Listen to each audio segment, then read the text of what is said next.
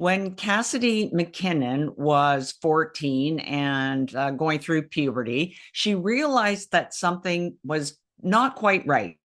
But as she grew up, she got married. She had a daughter who had some pretty significant medical needs. And life just happened. And it wasn't until she was in her 50s that she realized that she needed to start transitioning from male to female. And Cassidy's on the show today just to talk about the process, how she came to the decision to transition, and what the process was going through that, and where she is today. I've known Cassidy. She lived in Niagara for a long time. We did a bit of work together, Cassidy. And then you moved to Nova Scotia about, did you say 5 years ago? That's correct. Yeah. Why did you make that move? I've got a high risk daughter. It was COVID was an unknown, but our daughter had been in the NICU at McMaster for her first 207 days, and we had a lot of close calls during that. She had a medical history that made COVID a real potential death sentence for her. So we looked at the numbers in Nova Scotia. There was also highly ranked Children's Hospital with IWK in Halifax. I come from the Maritimes originally, so we decided that we could have, even if we had to spend time sort of sequestered from the world, that we in that smaller community with everything close by, we thought that we could have the closest resemblance to an existence for us and for our daughter. So we had moved during that period of time. You started transitioning about 3 years ago, I believe. Yeah. And then you started your Cassidy McKinnon Facebook page last spring. And you work for a company where you have an international team of about 100 people. And you'd Yeah, work with, a little over 200 actually. Yeah. oh, a little over 200. Okay. Yes. And you've been doing a lot of remote work with them for quite a long time. And obviously Hmm. started because of COVID. And they knew you had transitioned, but you've never met these people. And you went to London to a big meeting a few weeks ago, and all 200 people were there. Hmm. And when you posted on Facebook about the level of acceptance, you were nervous. Of course, yes. And but you had an amazing meeting with the people that you worked for, and so much support. Yeah, it was. I think the biggest thing you do. I transitioned in my 50s, so there's been a lot of fear and a lot of concern that you deal with. And the biggest one I had is I have had a professional career. I've spent 20 years basically working with architectural engineering construction companies. And I came on board a company called Revisto a little over 8 years ago now. And I started as the Canadian salesperson. Then I ran a Canadian sales team as a national director. And as my transition started happening, all of the pieces that were happening in my personal life, I took a very long time, very different than a lot of trans folks that I've met. But it was concealing it. I was living in an area without a lot of people that I knew, so I could be myself. Once I came out to my family, I could be myself here in Halifax, but I had a separate life for sales and with my teams. So I had good results from hormones. I was having to wear binders, and I was having to uh wear compression shirts and pull my hair back and really understate who I was, which was very difficult. Um, the last October, I had a directors meeting in Switzerland. We're based out of Switzerland. And before I went, I reached out to my CEO and my director of HR for the company. And we are a Switzerland-based company. We've got lots of awards for our culture and for the nature of our successes as a technology company. And I'm one of the early employees when we were a little more than a startup. So I set up a meeting with my CEO and with HR to say, hey, look, This is what's been going on. I don't know how that fits at our company. I'm very front facing. I run webinars, I run meetings with clients, I close multi-million dollar deals. I'm a face for our company. And we had a really maybe an hour long conversation, really honest, really, and they were supportive right out of the gate. And they said, you belong here. We have a place for you here. This doesn't change anything. You've been successful and productive since you've been here. We expect that to even be better if you're happy and more fulfilled. And they said, just give us your lead as to how you want to do this and the pace that you want to do this. And I said, well, I'm not going to come out to anybody when I'm in Switzerland this time around, but I didn't know if there might be telltale signs that might have people start to observe things or say something. So I let them know that. I went to Switzerland and I'd let two other people on my team know. And we had kept it under wraps. And my team was, we went over there and my team was great as they always are, but these couple of people who knew were just checking in with me, seeing that I was doing okay. So I had that as experience and then started figuring out where I wanted to go moving forward. I was really nervous about some things, and we can get into that stuff if we want to talk about kind of the path to get here. But I knew I had the big global retreat. There would be over 200 people. There's over 200 people in our company. I guess maybe 125 or something. We're on this event, and we were meeting in Windsor. And so that spring, I deliberately started coming out to my social circle. I was starting to let people know, and I was reaching out to people individually. And in the 2 years prior to that, knowing what I was doing, I met with a lot of longtime friends in person. And I wanted them to know the old me wasn't crazy when the announcement would come down the road. I wanted them to see, oh, I was sensible. I had my stuff together. I knew what I was doing. So I'd had these conversations. I bridged that gap socially. I sent out individual messages to talk to each person individually as to let them ask their questions, feel like they could confidently ask it, and not be shocked by this sudden surprise of a person that they've known in some cases many decades. So I got through that, and that gave me some encouragement. It made me feel some confidence about going on this big trip to the UK. And I put out the announcement to my work group just before I went, and that we had a period of time to work together, and then finally I came to the UK, and I was not misgendered a single time. Everyone was kind. Everyone treated me as the same ridiculous character I've always been, and I treated them in the way that they expected from the same ridiculous character that they'd known all that time. Um, I was included. The least inclusive thing about the trip was it was in the UK that a month before I came, it passed a law that you have to go to the restrooms by the gender in which you were born.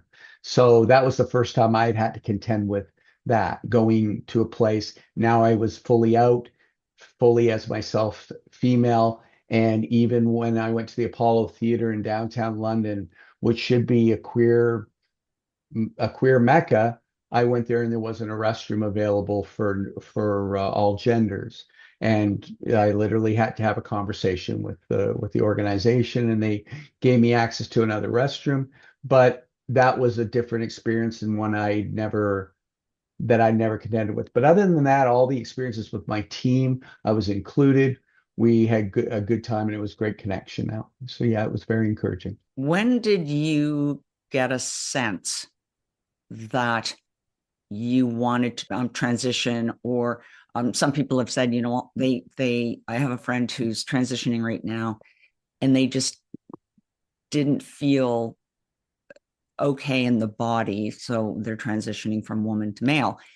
And it wasn't until they started the steroids, and then it was like, boom, I'm starting to feel myself. So when did you get a sense that this was something that you wanted to do? It took me a long time. I'm maybe dumber than people think I am. Oh, I doubt I that very much. I grew up in a small town in New Brunswick. My parents are ex-Navy. I was born in 66. I turned 60 years old this year. And when I was young, I had a sense of difference, a sense of wanting. I wished I was a girl, but there weren't mechanisms to make that real. I was a big science fiction fantasy writer. I could recognize the difference between what was fiction and what was reality. I knew that there was never going to be a wish button I was ever going to press and be able to do that. So you just accept that, oh, that'd be nice wistfully. And I felt that more and more as I went. And then when I hit puberty, I really didn't feel right at all. I testosterone came racing in and I couldn't connect with my emotions at all anymore. I was I had feminine leaning, but I was in a small town in New Brunswick, raised by traditional values. There was no a young boy in that era has no room to cry, has no room to show emotion, certainly not in my world. So I girded myself. I focused through, chased girls and went through school and had my time with the arts and drama and all of the things that I was drawn to. And as I got older, I recognized that there was a desire for more, but again, realistically, I didn't see a place for that to be. I got married young. I got distracted with taking care of a family and paying my bills and all of that sort of thing. And I kept myself very busy. And I that was a good way to keep myself distracted. In 95, I got to a point, 94 probably, I got to a point where I just knew there was something that was off. And I thought maybe it was something in the queer spectrum. Maybe it was it just it didn't seem transitioning still was, even at that time, was not a readily available solution for this. And I didn't think that that was me. Um, just trying to conform, I think. And I moved from a small town to a city, and I've been wanting to live in cities for a long time. And I moved down I was in the States, I was in Phoenix, and I started having some space. I had some time to myself. And I started to figure again, there was something, and I didn't know what that was. And this went on for a long time, and it wasn't really not until the late 20 teens that I started to think, is this what it is? And I was in therapy I've dealt with severe depression my whole life. As soon as I had puberty, I had depression, always some anxiety too, but depression was my main thing, like self-loathing. That was the big thing. No matter what I did, I wasn't good enough. No matter how I dressed, it didn't look good enough. I never felt good enough because I didn't feel legitimate in some way. And in the late teens of 2015, 2016, we had our daughter in 2014. She had a complicated childbirth. She was in the NICU at Master for 7 months. We almost lost her a bunch of times. We went through that whole thing as I was starting to come to this realization, and then there was no space for it. There was no space because we were focused on the care of our daughter. That's what that was. We woke up to it and we went to bed to it every single night, woke up to it many times in the night. And that was our focus. And that remained our focus for several years. There was no space for me to do this. Anytime I started to think about myself that way, I felt selfish. I felt like that wasn't a good use of my focus or my time. Um, but as things progressed and my daughter got healthier, and we started to move our way forward, and I started in my career, I was starting to seek therapy more and more about my depression, more and more about getting things out. And as I went through that, I was given a safe space to start to figure this out for myself. And it was sort of in 2019 that I was really thinking this could be it. But I was sole breadwinner, child with a complicated medical history. Just we and then COVID happened, which turned into another series of dramas that where this seemed selfish again. I needed to put it aside. We had urgency to take care of.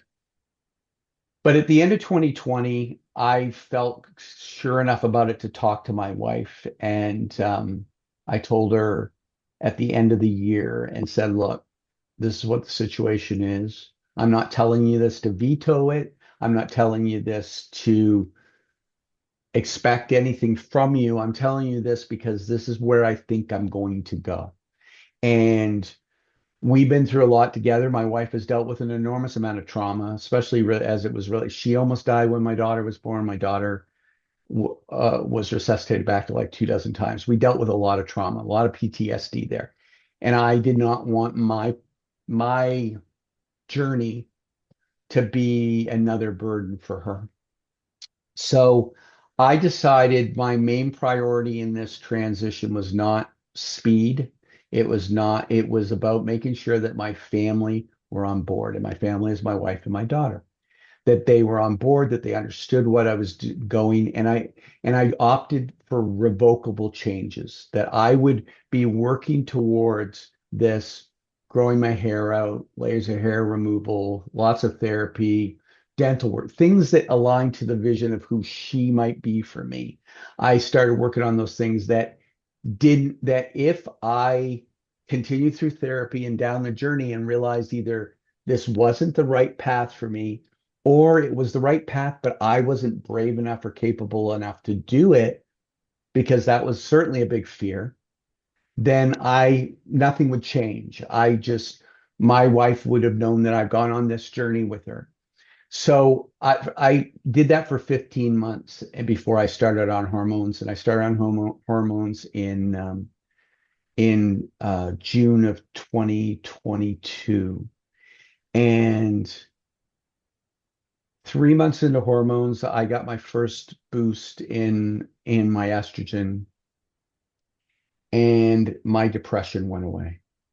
The depression that had Wow. plagued me since I was 13 years old, every day that I woke up to, that hated me, that didn't think I was good enough. I woke up one day and I just felt like a normal person, I guess. I felt happy. I felt peaceful. And I knew then it didn't matter what physical results I got from hormones, that if this was actually what was going to happen by doing this, that I wouldn't be able to stop doing this then. So it continued. My depression was gone. I had a joy and a happiness in me that I hadn't had since I was 12. So I continued down that path on hormones for 15 months before I told my daughter. At that point, there was only maybe 10 people who knew, like my doctor, my dentist, my hairstylist, people that were in my circle, and a couple of friends that were longtime friends. And then when I told my daughter 15 months in, I talked to my wife and said, look, this is clearly where I'm going moving forward. I need to not omit this from Amy's perspective of who I am. So we we had a conversation with her. She was 9 years old. She got it instantly. She loves her parents. We love her more than anything in the world.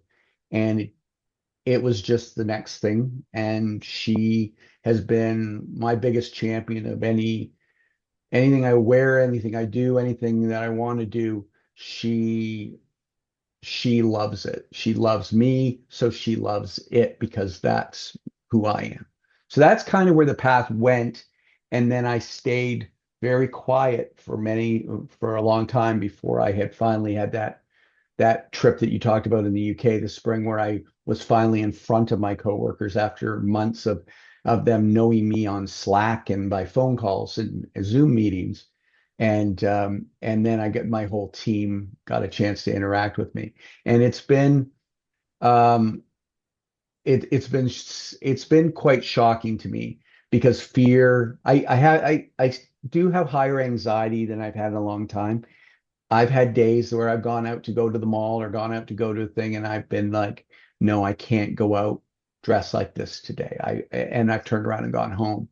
Um, so there's moments of fear still, but I love myself and I respect the male that I was who kept me protected until I was ready to come out as Cassidy too.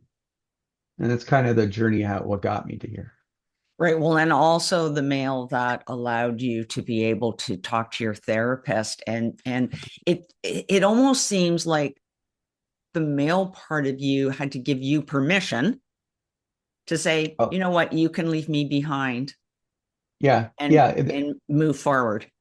yeah. I have love and respect for that person that I never had when I was that person. So when you started transitioning, what were the phases that you went through? Well, just before I say that, growing up in a military family is a whole higher level of stress for conformity. And Yes. then being in the engineering business, that's also a stress level of conformity. What about your family? So your nuclear family has really done well, and embraced you, but what about your, your parents and your extended family? How has that been? Um, not really.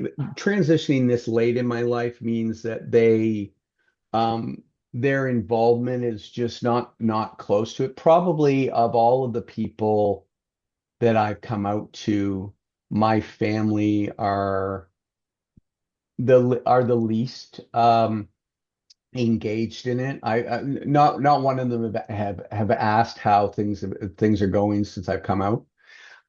We've had some some other family emergencies and tragedies that have taken priority over this. So that's I don't mean to be um to say something like that when there's been a lot of distractions in place. Yeah, yeah, But I didn't rely on them. We're again, my wife and I have lived in different places away from our families for most of our lives. We've been married for 25 years this year. We've lived in different cities where we didn't have family. So we're pretty autonomous as a unit. We've yeah. That always makes sense. managed to go that way. So it's not been part of it. And I had a brother that died suddenly last February, and that is obvious. I had to come out before I went to that. I had to come out after I went to that funeral and had to go incognito so as not to be the centerpiece of what was going on in that Right, conversation at the funeral, right? So right. it was, yeah, but I mean, again, we set up our support system by the people that we think are ones who can carry some of our burden and that we can carry the burdens and understand where they're coming from and vice versa. That's just never been the role of my blood family, really. Not since childhood. What were the stages? So where did you start with transitioning? So I know it was the acceptance was first, but then and then you started on some hormones, and then where do you go from there? Um, For me, I was very, very careful, very, very patient. One of the things that was really important to me, before I go any further on, one of the things that's really important to say is that I've only come into the queer community in the last few years. Hmm. I didn't think of myself as even being legitimately transgender until I was well into my 50s. My perspective isn't is not a template that most people are going to follow, and my ideas may not be as well informed and mature as other people in the queer community who Yeah, have been living that way for and out for years. So I want to say that out of the yeah, gate because yeah. I might say some things that people will go, Wait a minute, that's not a fair comment." I'm going to talk about it from my perspective. Absolutely. And everybody's journey in transitioning is different, different family, different life experiences, different medical experiences. Yes, yes. So yeah, so given that, as I said, I went slow with it. With my main goal was to build up my confidence about who I was as a person. When the hormones started affecting me so positively as far as my emotions and my mentality and my clarity of thought, that was already a win for me. But I know a lot of people transition late in similar ages to me, and I didn't have high expectations of what how things would work for me. I've been fortunate. My hormones, it's thickened my hair up. My hair is long and full. My brothers are losing their hair, and if they're listening, I apologize for rubbing that in. Um, they the my skin has responded well. My breast development has been great. My all of the things that you dream about from hormones don't usually happen for somebody who transitions late in life. I got really lucky. I've had wonderful results that way.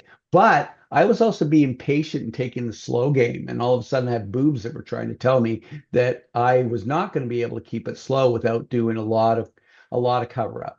So I spent a considerable amount of time worrying about being caught up, and I was living the secret identity life. I felt like the comic book characters that I worked on when I was a creator in comics. It was this weird identity that you go home and you're yourself, and then you go away and you're somebody else, and always concerned about one or the two tripping you up. And it became a pretty heavy burden. But I think that what happened after I came out to my daughter in 2022 is that I was able to at that point start presenting as myself here in Halifax. And so my all my off time was me as Cassidy presenting as myself, learning how to walk in these shoes, learning how to wear this particular thing, learning how to style my hair this way. So I was building up skills to get myself ready for the day that I was going to come out. It was, and I knew it was getting harder and harder to play the two parts. Like a lot of things that got impacted by that. Like I'm only just starting on my voice work this year. I'm only just starting my makeup this year because when you're working a 9 to 5 where you're male and you got a couple hours in the evening that you might be able to do yourself up, there's no, even when I was taking voice lessons, there was no chance to use it. I would just be in my male voice all day long. So the biggest lesson I gave myself was grace and patience. Grace and patience, which are not my strong suits, became a real motto for me as far as the way the grace and patience I tried to give myself, and the grace and patience I tried to give people that learned about my identity. So it was slow, methodical until such time as I knew I was going to be ready to come out at work, and I started reverse engineering how far in front of that I wanted to start to come out, because my goal was to keep people from learning about it through happenstance. And for the most part, I was pretty successful at managing that. But yeah, so it was slow, methodical, and patient as I went along. Started to connect with the community. That was another thing that started to make a difference, was having conversations and realizing after a while that I wasn't just the newbie who was asking for help. I was starting to be the person that had some experience and could share what I'd been going through a couple of years of hormones and transitioning and trying to do it. Most transition people lose their family. Yeah, They're yeah. that so my priority out of the gate was my family, was so to make sure that they were good, and if they were good I could take the next steps, and I would let the follow-up be whatever it was if everything was good at home. And that was what my focus was, to just go slow and methodical. Cassidy, thanks for coming on talking about this because I know it's very, very difficult. Um, and some people who I know are battling with what to do and how to make that. And I think that your story will be inspirational. Well, thanks. I appreciate you bringing me on here. I think the biggest thing that I find with a lot of folks that I've talked to is that they once they make the discovery, they're impatient to just start. And you need to realize that this should be a nuance of who you are, not everything that you are. This is a nuance of who I am. I'm a parent. I'm a partner. I'm a professional. Those are all aspects of who I am. My gender is a nuance of that. And I think when you realize that and you're patient, and if you want those people in your circle to stay in your circle, you need to give them the opportunity to have that. You need to apply that same patience and grace to them because they need to learn what you've learned to accept it the way that you accept it. And that's really what I've tried to take away as something to share with people that I talk to. Thank you, Cassidy. Thank you, Janice. It was lovely talking with you. You can listen to all shows of Life Unscripted on your favorite podcast app or on my website at lifeunscripted.ca.